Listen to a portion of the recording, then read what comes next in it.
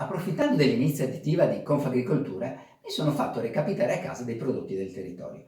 Uno di questi è Termen, vino col fondo di Romolo Follador da Valdobbiadene. Vino col fondo, tradizionale qui nel territorio, è anche chiamato vino ancestrale, sui lieviti o rifermentato in bottiglia. Sì, perché appunto conclude la sua fermentazione in bottiglia, regalando un vino frizzante ma assolutamente secco.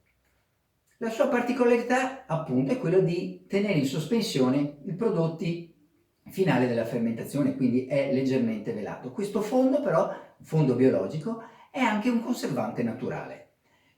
Mi ripeto, è assolutamente senza zuccheri, quindi sugar free, e si esprime quindi sia in bocca che al naso con note piacevolmente agrumate ma particolarmente in evidenza.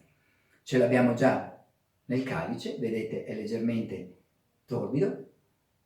Al naso in prima presenza subito la parte agrumata, un bel limone ben maturo, poi tutta una serie di frutti a pasta bianca, dalla pera, pesca bianca, e fragranti note di fiori bianchi e di pasticceria.